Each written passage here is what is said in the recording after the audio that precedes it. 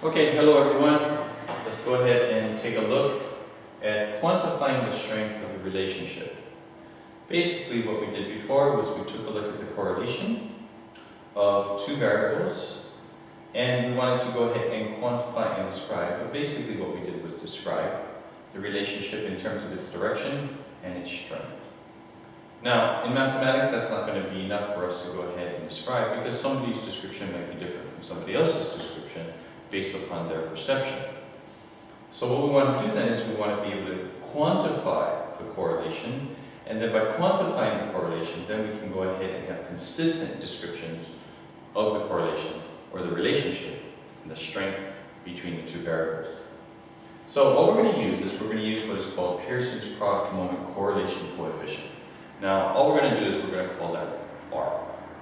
And that's going to be R. This is how we go ahead and calculate it.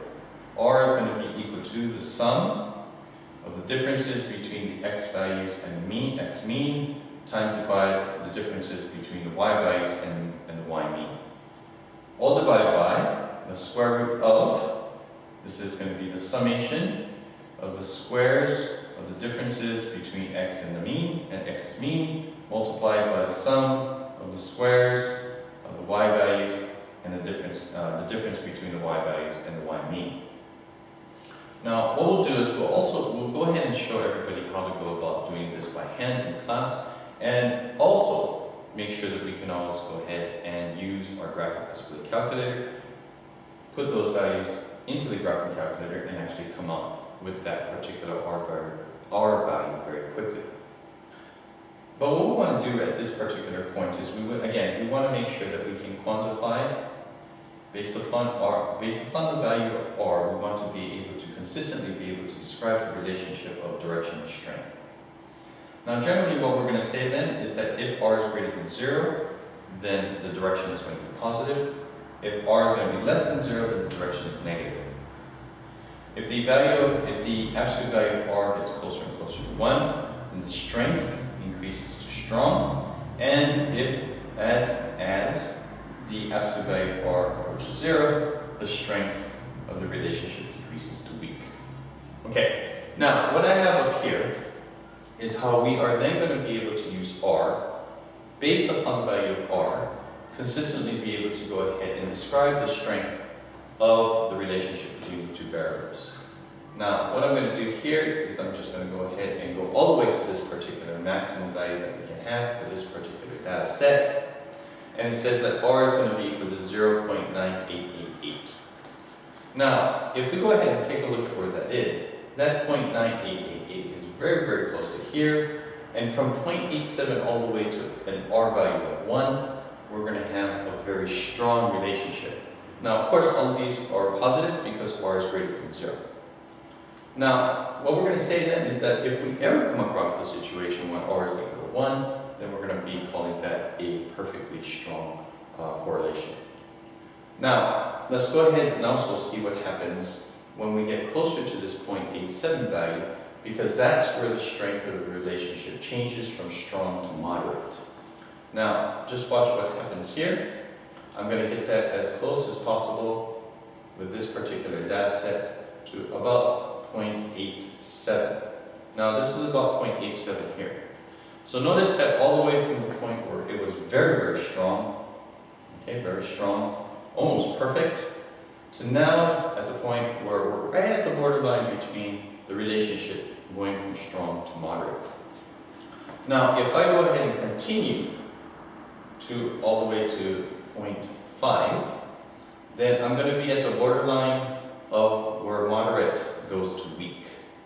So notice I'm still at 0.6, and this is still a moderate strength in terms of the relationship between the two variables. Now here is about where 0.5 is. Now notice that this right over here, it almost looks, by perception, that there is almost no relationship whatsoever. But being that we can use the correlation coefficient, and we know that it's going to be about 0.5, we know that this is going to be a very weak relationship.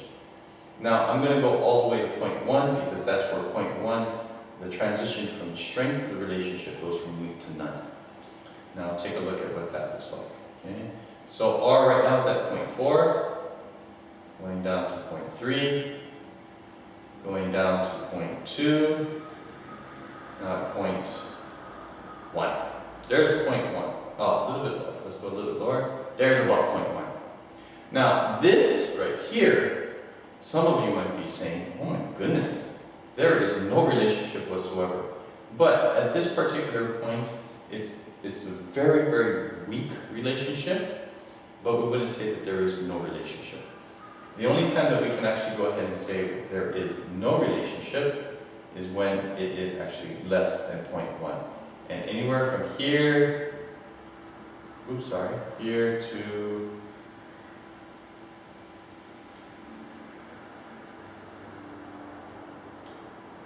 here to here, we would say that there is no relationship. So notice perception is going to be very vague unless we can actually go ahead and quantify what the value of R is, and then we can be very consistent with saying what the strength of the relationship is. Okay, so let's go ahead and wrap up again. Before we would looked at just describing based upon our own perceptions of what we saw, but now if we go ahead and quantify the relationship with Pearson's product moment correlation coefficient, which is just going to be termed R, we can then go ahead and be very consistent with how we go ahead and describe the strength of the relationship. Okay, so play again with this demonstration, and we'll see you next time in class and take any questions that you have there. And also be sure that we can calculate R by hand and also with our graphing calculator. See you then. Bye-bye.